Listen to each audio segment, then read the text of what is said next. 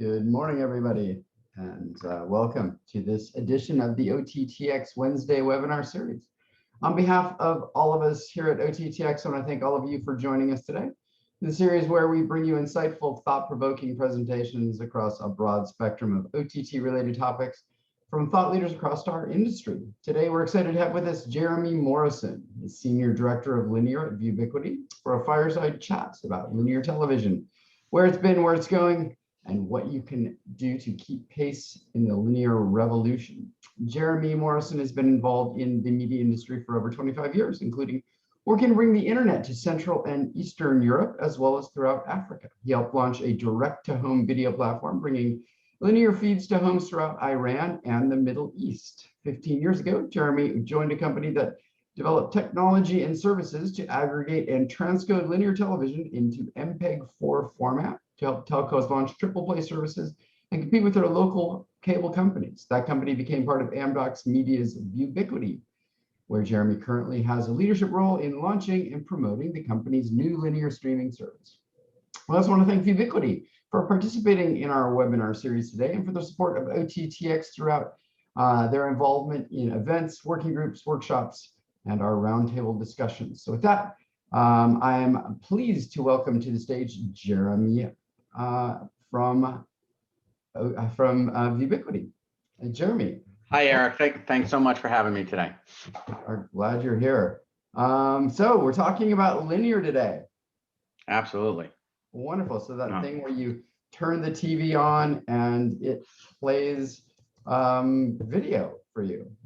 Flipping those channels. Gotta still be, at least every once in a while. It's nice to lie back on your couch, have that remote in hand, and just hit up and see what might be on. So that's your linear TV services have not gone away.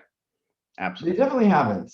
In fact, I think they're seeing somewhat of a resurgence. Cool. So why don't we start off with just talking about kind of traditional operators delivering content to consumers over their own cable or satellite networks.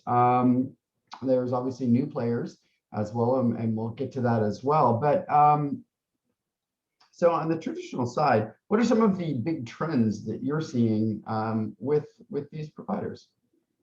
Yeah, so we're really seeing a number of trends right now. The first is, has to do with the way that they get channels into their systems is going through an awful lot of changes as programmers based on some of the aspects of the C-band migration, opening up 5G. We can talk about that at some point. It's causing programmers and satellite operators to move around feeds on their satellite, which is causing operators to need to install new equipment, sometimes even new antennas, move things around, which is causing them time, effort, headache. Also, a number of programmers are starting to migrate to IP feeds using all sorts of different technologies and different approaches, which is leading operators to have to figure out how do they receive the channels that used to come in easy. How do they adapt to, whatever they might be asked to do on a given day by a given programmer. So a lot of kind of headache for operators just to continue to receive the feeds that they historically did. At the same time, operators are trying to figure out how might they more effectively deliver those linear feeds to their customers, whether that's changes in formats, whether that's changes in turning them into streaming feeds, going to secondary devices. And then some of them are really looking at, how do I take these linear feeds and make them more advanced? How do I support OTT devices? How do I support network DVR? How do I support look-back services? So, an awful lot of changes going on, for these different operators, just related to what used to be, those 100, 200, 300 channels that used to be so easy to see. Yeah, that's incredible. I mean, there's like an enormous amount going on. There's on the back end with the supply chain, getting content in, and then I would imagine the processing of it, and then new functionality to make available to customers. There's so many places, so much opportunity, but also as you mentioned, a lot of potential cost with that. Maybe we, talk a little bit about just starting on kind of I'm interested in the operations side, kind of on the back end, or to start with. many of these organizations, many of these companies have traditionally used satellites, right? And satellite farms to Sure. collect and to aggregate the content that they're Yeah. So each programmer makes a decision how they want to send signals out.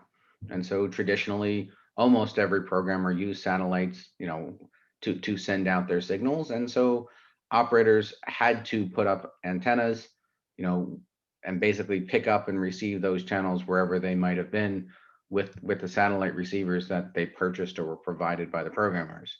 Now, again, based on some of these things with the FCC, trying to free up C-band capacity for 5G, programmers are moving which satellites they might be sending their signals on, or changing the receivers that might be required to pick up those signals. Or some are just saying, hey, satellite is a bygone way of delivering, and we want to switch entirely to IP. And so, historically, what was really not a cost for an operator, once they put up those dishes, once they had the receivers, it was pretty low cost to maintain that infrastructure. Now they're getting hit with all these new costs to make changes, some subsidized, some not. Operational headaches, having to move things around as the programmers move, all to basically get the exact same service that they were getting before. It's no upgrade to them, but because programmers want to save cost or FCC wants to make changes, it puts burden on that operator, and all of that at the same time that the revenue they're getting and the customers that are watching those channels is shrinking.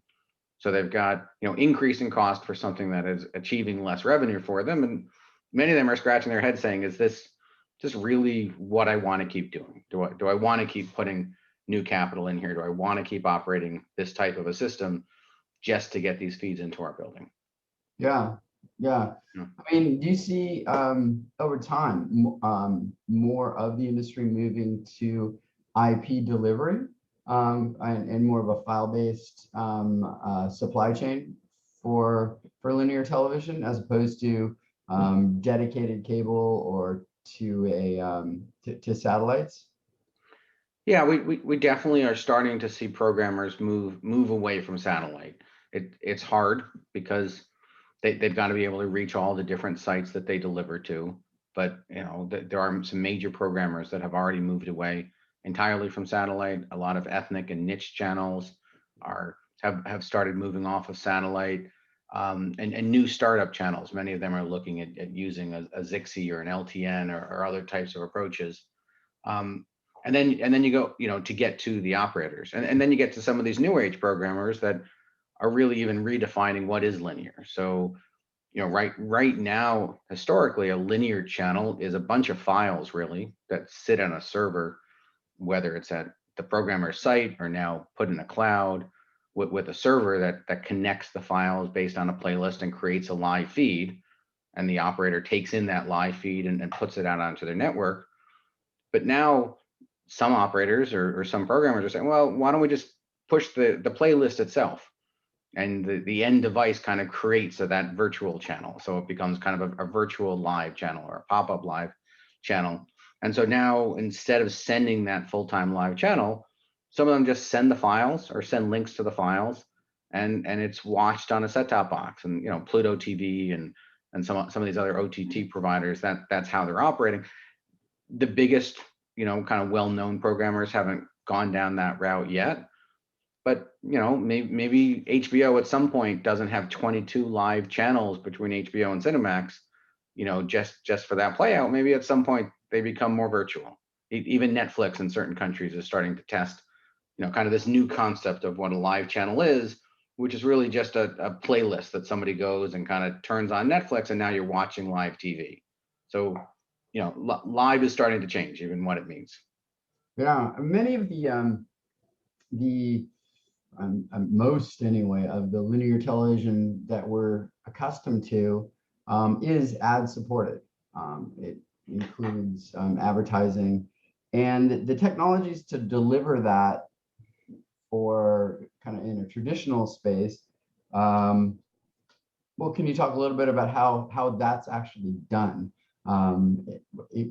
as opposed to maybe the way that it might be done in the kind of the streaming Sure. world. We're used to using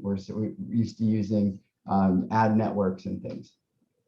Yeah, I mean, a lot of linear feeds are supported by a combination of fees, affiliate fees and or advertising feeds, both put in by programmers and also supplemented by local operators who usually get a couple of minutes an hour to put in their own advertisements.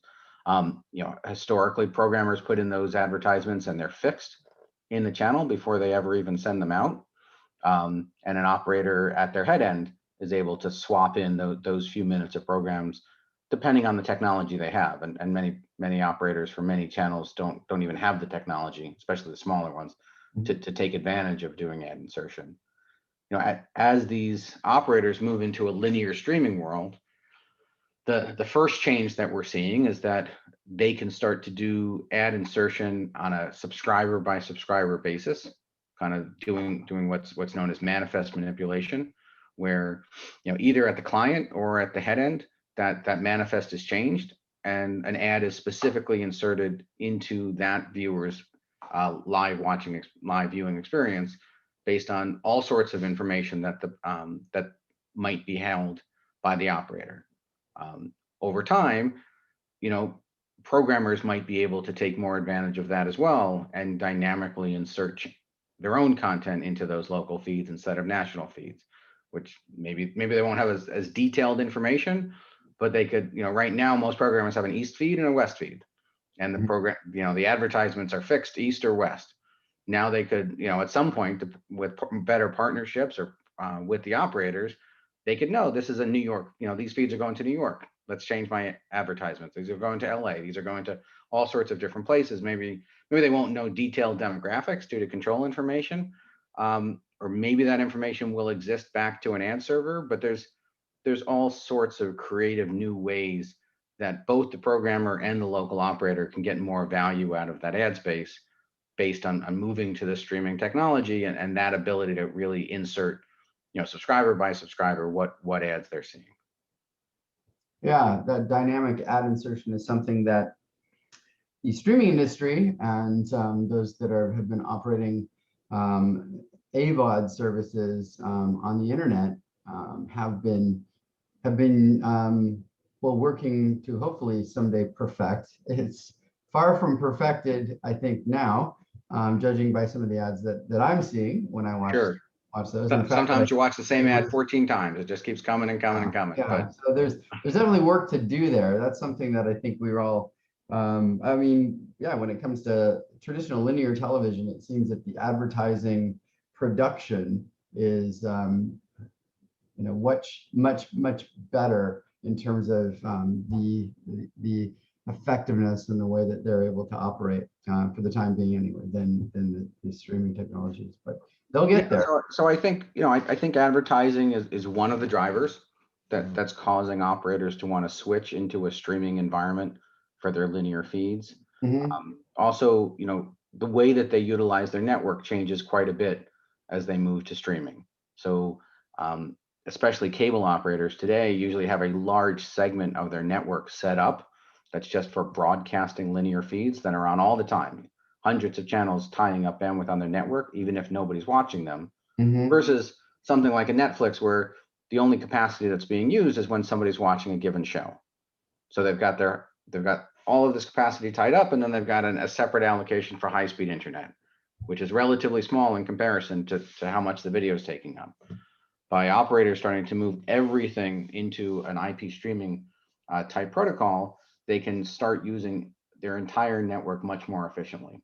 And whether that's Netflix or whether that's Disney or whether that's their own video service, the whole network is now much more dynamically allocated only based on what somebody's using.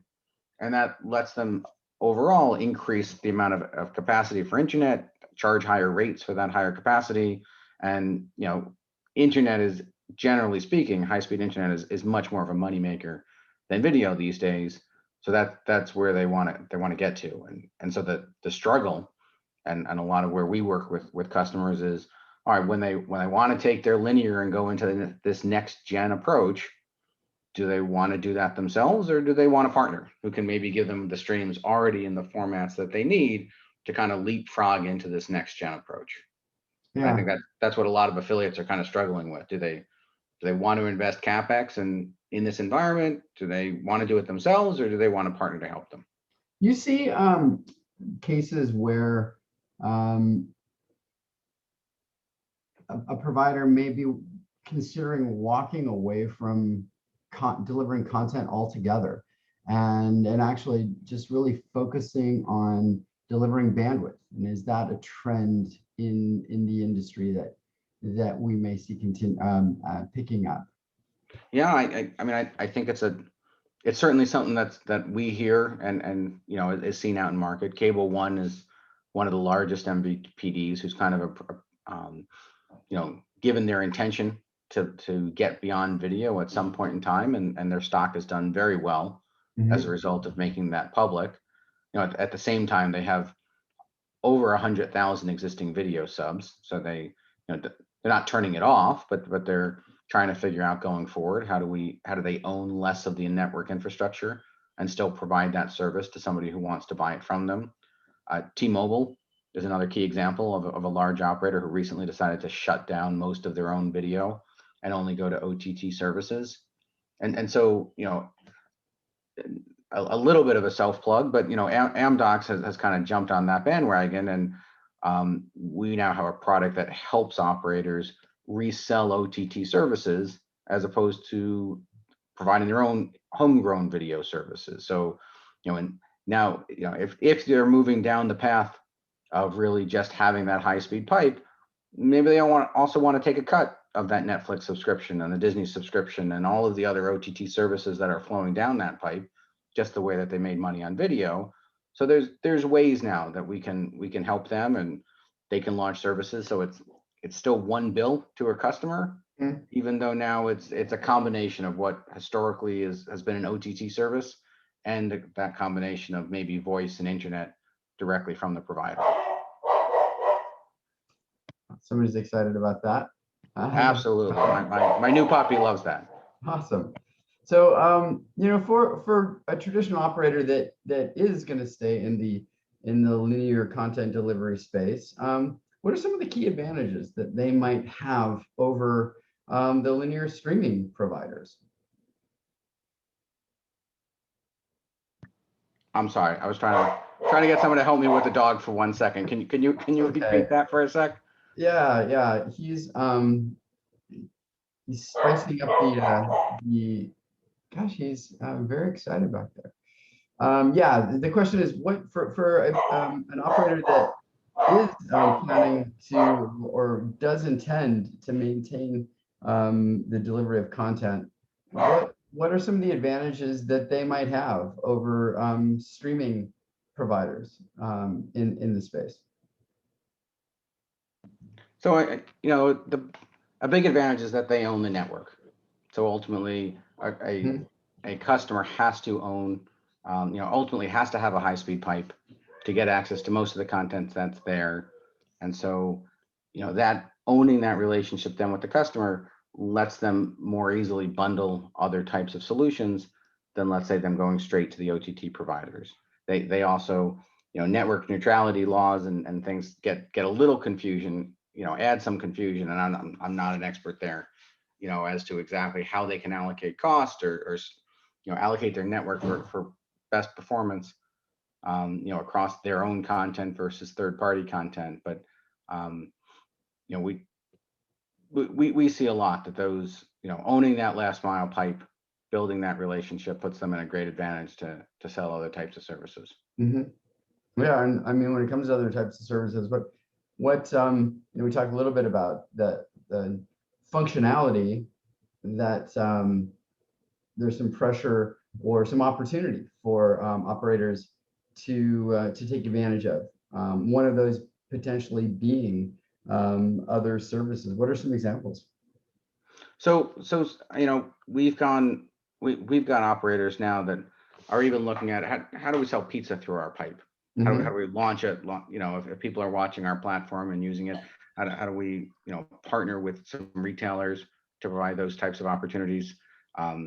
how do we sell cloud-based services to consumers and to businesses and digital types of subscriptions? How do we sell gaming services? I think telemedicine and some other types of digital services will become more common that a provider really goes to sell. It's really then for that provider to think about what do they want to be when they grow up? Do they just want that pipe in the ground, or do they want a piece of everything that's going through it, and therefore creating a storefront, a marketplace that they can promote anything that they might offer, security services, home security type services, phone services, video, or third-party services that might want to be promoted and combined there. Again, so the customer is not having 13 different line items on their credit card that they can't track, where they're coming from and how much they're getting billed, but rather that one single provider that they can deal with and work with. Yeah, and that interactivity, I suppose that the format or the model that a customer gets used to in dealing with interactivity would be much more consistent if it's provided from an operator standpoint, as opposed to being, I've got one interactivity model when I work with Pluto, and then there's a different interactivity model when I'm using Peacock app, and a different interactivity model when I'm using somebody else's. And there's hundreds, thousands of these different apps and different ways of interacting with them. I think that could really be an advantage for an operator, where they've collected all of the content and they're providing functionality across a really broad, when they're aggregating a really broad group of it, and being able to offer interactivity and in a consistent way for everything. That's and that's really at the heart of it.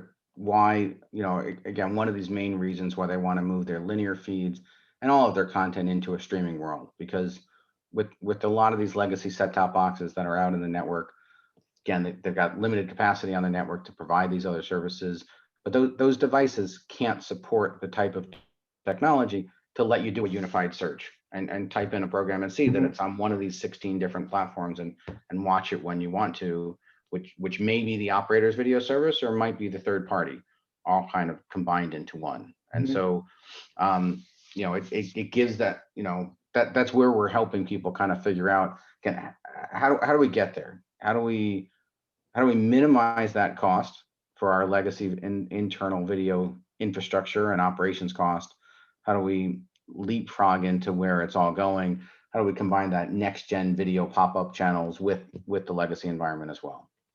Yeah, it's what's keeping me, that consistency and the ease of use is what's keeping me, and I think a lot of the people I talk to, friends I have, on a traditional cable network. At this point, we're using Comcast here in Seattle, and their service is actually really great. I think that the user experience is really easy, and I don't have to play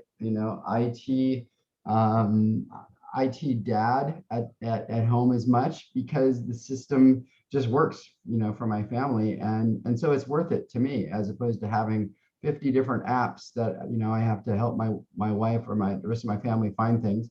Sure. But if you are paying for that Comcast service, of course, your kids want to watch it on their iPads or on their phones. They don't want to be down in the family room, because they sure don't want to watch what you're watching. No, they don't. So you've got to then have that ecosystem to let your users consume your content however they want to. And again, kind of a legacy environment just doesn't support that. And obviously the bigger tier ones, they have the resources, they have the capital, they have the engineering talent to pull that all together on their own. Many operators, would look at that as an insurmountable goal, really on their own to do all of that and to make it happen. Yeah, and so that's something that that Vubiquity is working with the operators on, helping them deliver. Yeah, so I mean, our linear services started out really almost 15 years ago, when telephone companies were trying to figure out how do we offer triple play? How do we get into the video business? Because they were losing subscribers left and right to cable operators offering high-speed internet, phone, and video. And so at that point, those telephone operators needed MPEG-4 format. They needed a constant bit rate, but it all needed to be MPEG-4. And it was a few $1,000,000 for them to invest in doing that on their own. They didn't have many of them didn't have any video subscribers, so it didn't really make sense for them to do that. So we launched a national head end. We brought in all the feeds. We converted them into MPEG-4, and we sent them out to all of the different operators who needed them in that format. These days, the model is very similar, but now it's a streaming format instead of a legacy MPEG-4 format. And it's, same kind of CapEx versus OpEx decision that many of them are making. Encoders are, they keep getting cheaper, but they keep changing. And so every couple of years, you got to replace them to have the next gen approach, to have the highest quality with the lowest bit rate. You have to keep up with the different vendors. You have support agreements. Is that something, many operators that we work with are saying that's just not something we want to get involved with. Give us all the channels. Give us everything in the formats that we need, right? So it goes streaming right into our network, and away we go. Now we can, we still have maybe a large amount of set-top boxes, but we'll move our customers more and more quickly over to streaming, recapture our bandwidth, and away we go. Yeah, it's something that I think the industry is really having to start to get used to, the idea that technology is going to continue to change, and you can't just invest in a bunch of proprietary hardware and rely on it to be able to work for the next 3 to 5 years. You actually have to have a team of engineers, somewhere, either you're in your own organization or that you're working with through an organization, a company like Vubiquity, to help keep you continually evolving and growing to take advantage of the new technologies. File sizes on the back end keep getting bigger and bigger and bigger and bigger, and Absolutely. more and more efficient and higher quality at encoding them to deliver them. And it's not going to stop. I can remember back a long time ago when we first started working. I was on Xbox actually, and we were doing deals to get assets, video assets for us to encode. And some of the studios that we worked with had created their archival library of all of their content that they were going to be able to deliver forever. And it was, an MPEG-2 at, 50 megabits per second or something. And that was it. Like, oh, we're good now. And those lasted about 4 months before, we needed completely new masters, and it's never going to stop. And so I think it's it brings new opportunity, but also new challenges. Speaking of go ahead. We're doing MPEG-4 streaming today, but we already have a number of customers that are asking about our next gen product, which will be HEVC, which cuts the bandwidth even in half, which then puts less strain on their network, as many of the OTT providers have started to roll out, or other comparable technologies to HEVC. On our VOD platforms, not directly related to this webinar, but more and more of our content is becoming available in 4K. And then you've got 4K in different flavors of coloring, the SDR and the HDR, and all of that. If an operator wants to on their own invest to transcode it and support it and stream it and store it, it's an awful lot of complexity to deal with those nuances of how you deal with those different file formats. It's a lot of cost to store everything locally. And again, for most operators, it's just beyond anything that they can conceive of, from an ROI perspective, doing on their own. That's where they need to start looking at a managed service provider. And again, it's not that there's nobody who couldn't do all of this. I mean, if we can set it up, a lot of this transcoding, and they can do it, but is it really where their strategic core competence is going to be in the future? They got to figure out, a lot of operators, I think, are going through that struggle right now. Who are we going to be when we grow up? What is the real value of having these pipes in the ground, and what services that we sell over it? And therefore, where do we, want to spend our capital and our energy and our resources? Because, those are limited and finite for every operator trying to make those Yeah. decisions. Yeah, it's super interesting. You know, and the cord cutting phenomenon and the trends that we've been talking about for you know, nearly a decade. It's yeah, it's happening, but Yep. at the same time, there's you know, a really large installed base already of folks across the country, around the world, that are using traditional linear services. And there's a lot of advantages that those providers have. You know, we've talked about some of those, and so we'll see how things ultimately shake out. It is a very interesting space, and I don't think we can necessarily assume that we know where it's going to ultimately end up. I'm interested in we haven't really talked too much about cloud-based operations Mhm. for these organizations, or for the kind of for the industry. Um, can we talk a little bit about how operators and programmers are using the cloud for operations in terms of delivering content, and where you see that going over the next few years?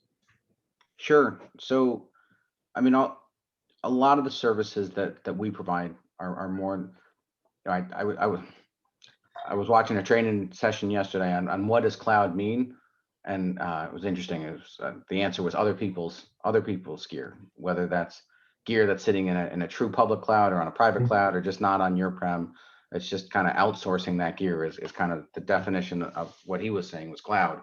But you know, so in some ways, moving all of this infrastructure to even a managed service provider is cloud, more of Mhm. our private cloud than a public cloud. But you know, we're seeing when we worked with operators historically, they put in their kind of OVP, their operating system, their DRM, their encryption platforms, their VOD operations, big huge pieces of their infrastructure were all on premise and dedicated servers.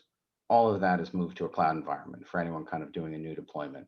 So a lot of the video processing might not have moved yet just due to costs and dynamics, but um, Amazon and Google with the prices dropping the way that they are, likely, you know, within a few years, a lot of our operations will move to the cloud for linear and VOD processing as well. You know, programmers historically used to have their own big data centers where you had very proprietary gear for creating linear channels. So video files had to be stored on proprietary video servers, and special servers were used for playing out content to make those live linear streams. Then it kind of migrated to being more off the shelf technology, you know, used for those same purposes, but still in private data centers. Mhm. Now programmers are really just starting that phase. A couple of big ones have announced plans that they're moving their entire playout operations into public clouds. So now you're actually creating Discovery or Disney or other types of live feeds within public clouds, which then starts to beg the question on distribution. You don't, you know, when it was coming from a single data center, and that was at let's say at Discovery's headquarters, it made sense. They took the feeds, they plugged them into their satellite antenna, up they went, and they went out to the customer sites. Now that you're creating your feeds in the first place in the cloud, why leave the cloud to go to a satellite to go to that distribution? Why not distribute directly those live feeds directly to your operators in the US and your operators abroad all over the world from that public cloud environment? And so that's where you're starting to see, you know, the change. You know, they've started to make a change now in the way they create the channels, and it'll trickle down to now being a change in the way that they distribute the channels at the same time. Which again, for some operators is great. That's easier ways maybe to get the feeds, but also more confusing because Viacom might choose one approach for how they get the feeds out, Discovery a different way, different technology, different boxes, all struggles that, you know, might be good for them as the programmers, but challenging for the operator. Yeah. Which, which you know, yeah, but puts it more to the question: do they want to do that? Do they want to focus and deal with that level of complexity that keeps coming? Because Yeah. it's only going to get more complex. that sounds like one of the key success factors for an operator has to be agility, and being almost a technology company now. Yeah, no, absolutely. They gotta keep up on how this is all going and changing, because it's happening pretty quick. It's interesting, the content providers, you mentioned Disney. It sounds like they're getting comfortable with keeping content or putting content in the public cloud. Have you run into any friction when it comes to content security discussions and those types of things for the major studios or for content providers? You know, our sense is a lot of those security issues have been overcome, and is less of an issue.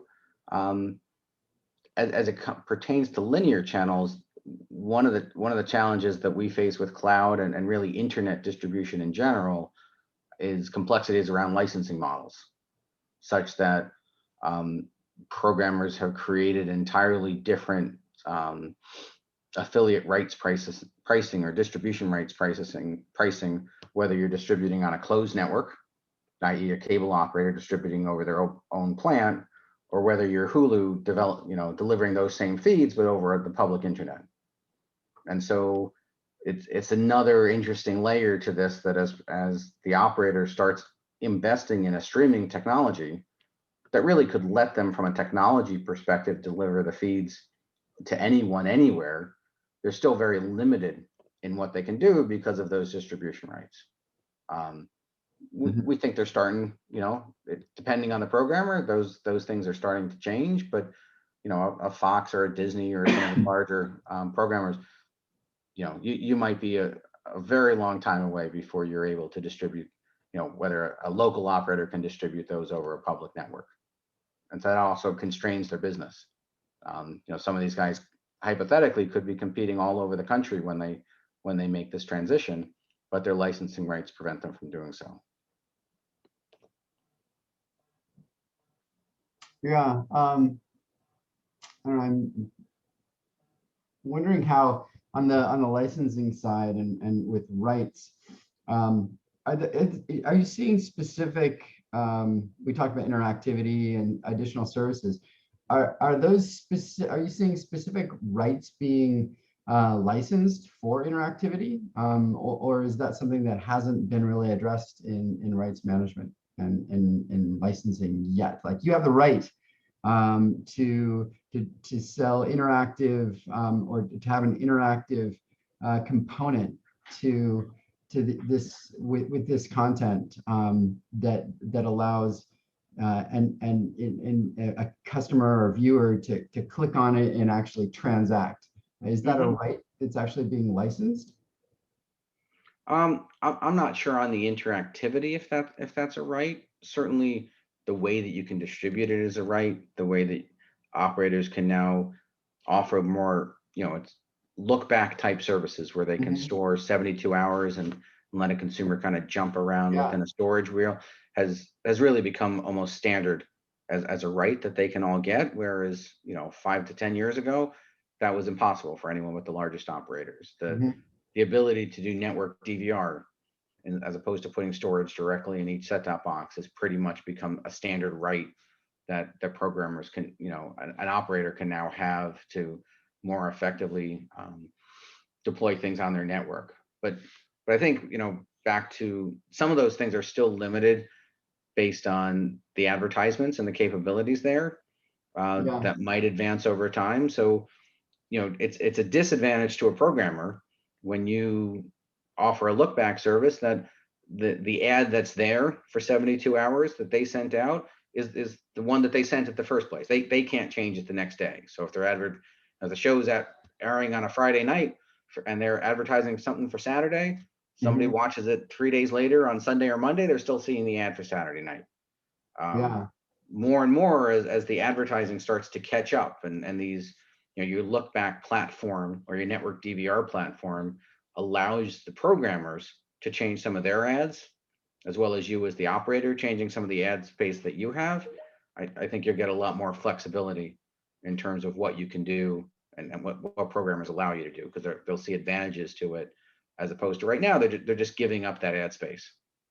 How is that done? I mean, traditionally, I think ads were literally stitched in to video files, and like just edited in, and there'd be actually a space also to, I guess it would be you'd switch over because there'd be a black slug in the video file. How is that being done now? So when operators still make their live feeds, there's a very advanced playlist that it goes into their kind of play out server, and that server is creating the live stream that goes from this file over here to then jump to an ad, to then jump back to the file and keep going, or jump to a couple of ads and then jump back to the file. And the output of that is a nicely conditioned live channel that nobody knows has been stitched together from a couple of different files. Mm-hmm. As in a streaming environment, everything's broken down into 5-second chunks. Some people may use 2-second chunks, but let's say a couple of second chunks. And so here, instead of just kind of an open pipe where your set-top box is just showing what's coming down the stream, in a streaming world, it's pulling the 2 seconds, it's pulling the next 2 seconds, it's pulling the next 2 seconds. And with that, it's then got a playlist that it's using called a manifest file to build that virtual linear stream that you as the consumer is watching. Well, since my iPad and my iPhone are two different devices, the operator can give a different playlist, ever so slightly different, to those two devices. And so this one, they might take when there was an ad and swap out a little bit in the playlist for a different ad over here versus a different ad over here. And that even in my own home, I could see two different ads, and certainly all over the nation and all over different demographics, you could just be replacing in those playlists what those ads are for different experiences. Yeah. So for a traditional operator, the only way really for them to be able to do that is through internet streaming themselves. Are there technologies that have been that are being used on the traditional side that could provide a similar kind of dynamic advertising platform? It used to be, I mean, still for their traditional environments, they have to have basically a server that takes the live channel in, replaces the ad, and the live channel comes out. Yeah. Kind of regionalized for that DMA or that neighborhood. But it's those are expensive machines, and so people might put them in for their whole head end, and so it's customized for that cable operator in that town, but it's not customized for my devices, or for me versus my neighbor versus my daughter versus whoever else might be watching them. And sometimes for local channels, we go into operators who are still using that legacy approach, and they might really do it neighborhood by neighborhood, but that's not the normal, and maybe you're only for your very, very popular channels. With the new technology, you can do it on any channel at the same cost on any stream. Well, and the ads themselves, the actual production video, that has to be available then for the operator as well. And it's not resident on a server somewhere that they just call, as you can with the streaming platforms. Absolutely, that's all changed as well. So for the legacy servers, they needed to receive the ads ahead of time. There are whole ad delivery platforms that exist that send ads to operators that then have these legacy ad insertion gear to make it all work. And in a new streaming environment, the ad can be pulled off of Google in real time, and transcoded into that environment. And so I could publish up an ad today, and it could be streaming all over the country on different devices tomorrow, or even in a few hours, based on auctions and what I was willing to pay. Just couldn't happen in that legacy world.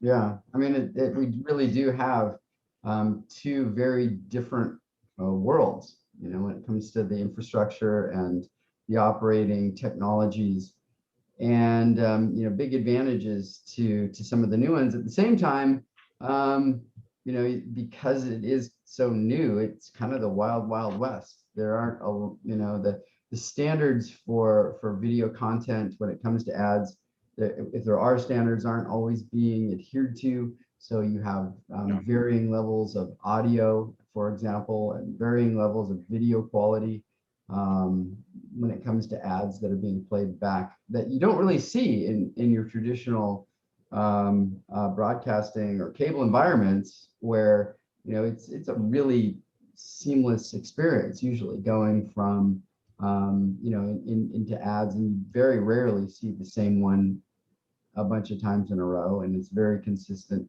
Absolutely. because it's so well baked. So I noticed in the chat group someone was asking about some DVR functionality.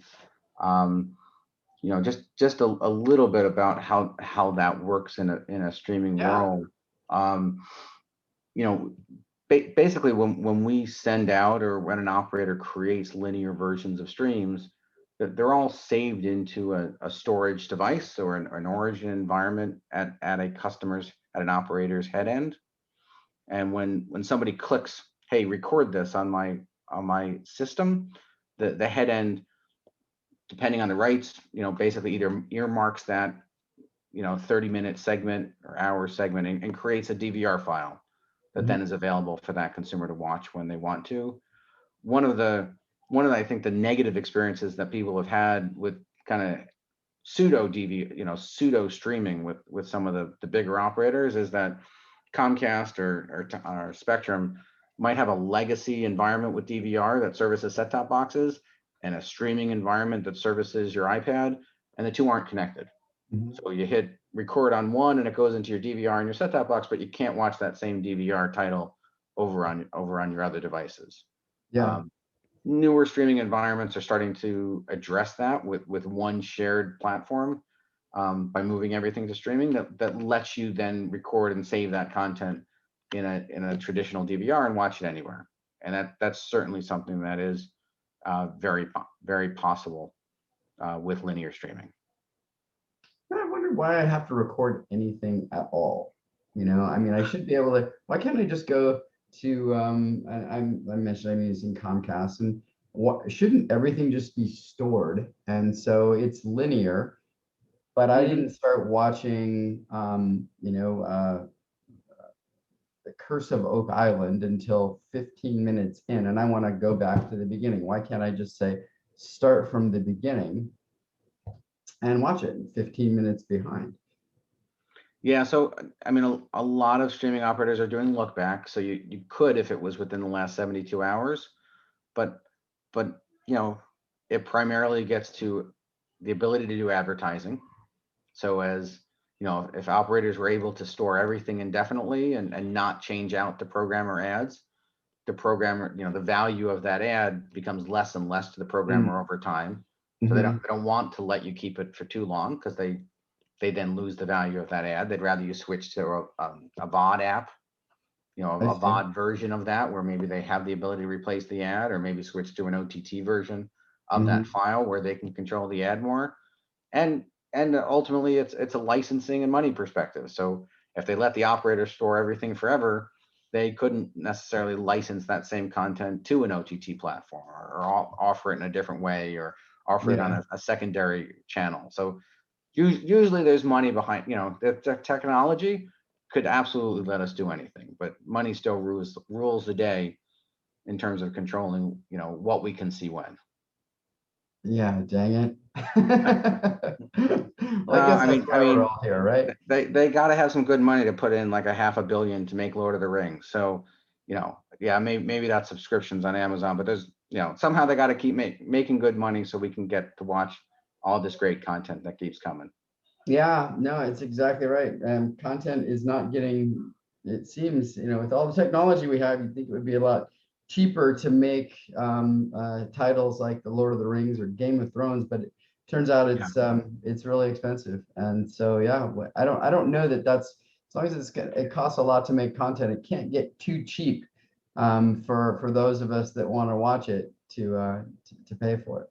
Happy to spend good money to watch really good content. Agree. As most people are. Yeah. Well, we do have a little bit more time for questions. For those that want to jump in and either put something into the Q&A bin or into chat, we're happy to take some questions from the audience. It's been super fun talking with you. Linear is and you know, traditional television, traditional operations are it's something that I think we're seeing, you know, the more and more the value of and in customers' interest in linear. I certainly, you know, enjoy that, and I'm finding I'm not the only one who is, you know, it's actually really nice just to be able to turn on the TV and, you know, filter through a couple of channels, see what's on, as opposed to sitting there and trying to figure out what I want to watch, which, you know, I do a fair amount of, like everybody does as well, but do a lot of figuring in my life. Sometimes I don't want to figure. I just I think that's why Netflix and some others have started, you know, kind of playing with this virtual channel idea. Yeah. You know, it's So yeah, let's just you know, when it comes to the kind of the OTT linear space, where do you see that going? What are some of the trends and maybe some of the challenges that platforms that are in this new in this space, platforms like Pluto,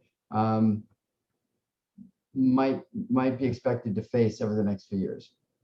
I think it's a challenge for operators as more and more channels become available to figure out, you know, what do they really want to carry? What do their customers want to watch? You know, what's worth them paying for? Mhm.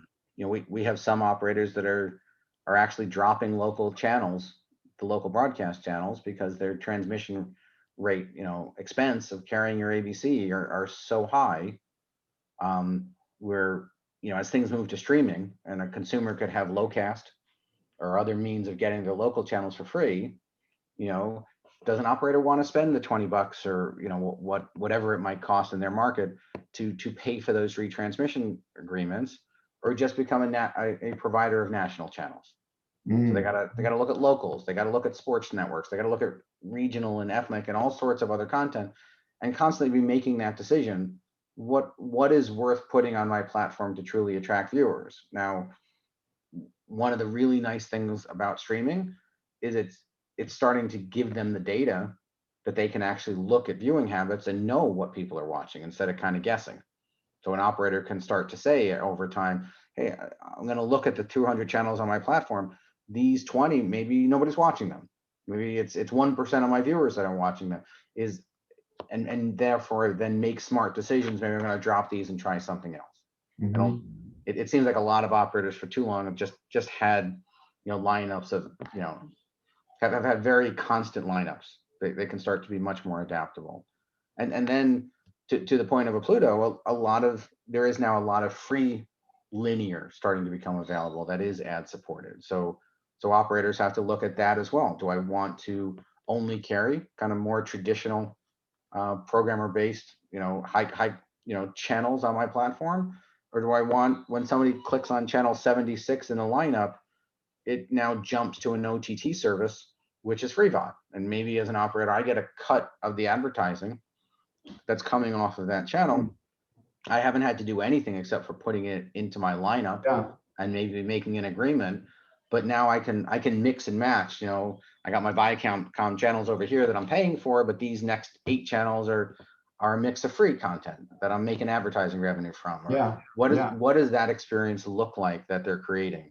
And I think today, almost every operator we're working with is just trying to mimic. Hey, this is my lineup. Let me recreate it on streaming, so I can easily tell the customers, doesn't matter which way you go, it's going to be the same experience, or I'm going to migrate them from one to the other and it's the same experience. But that's just the starting point. All of this lets them do so much more and has so many different options that I think once they've started to migrate a significant percentage of their customers, they'll start really looking at what does a linear service look like in the future. And that's anyone's guess, and hopefully very customized for all sorts of different operators. So it's not just the same lineup wherever you go. Yeah, well, tremendous opportunity, challenge, and very, very dynamic space that you Absolutely. are in, Jeremy, and Vubiquity and many others. It's been really great having a chance to talk with you about it. Hope we can check back in another 6 months or so. I'm sure it'll be there'll have been many changes, and as the evolution or the revolution continues. Absolutely. Thank you so much for having me. It's been a great opportunity. All right, everybody. So that's going to do it for us today. I want to thank everybody for jumping on with us for this edition of the OTT.X Wednesday webinar series. As always, the session was recorded and it's going to be available on the OTT.X website at OTT.X.org, along with a whole lot of other valuable videos and presentations from all our online events over the last year. So head out and check that out. I also want to remind everybody to mark on your calendars for our upcoming events, including our popular and invigorating roundtable discussions. If you haven't done those, you should check them out. It's a great chance to get together either virtually or in person and talk with others in the space and share what you know and learn about what's going on in the OTT sphere. Also, that's on May 27th. Also, OTT.X Online Live is going to include the 2021 version of the Heroes of OTT.X, and that's going to be on June 23rd and 24th. So mark that also on your calendar. You can find out more about these and register for them at the OTT.X website, once again at OTT.X.org. Of course, as you've come to expect from OTT.X, we've got lots of exciting things planned for the rest of the year. So pay attention to our email blasts, and check out our website for more info. Thanks, everybody. That concludes today's webinar. Thanks for joining us and have a great rest of your day.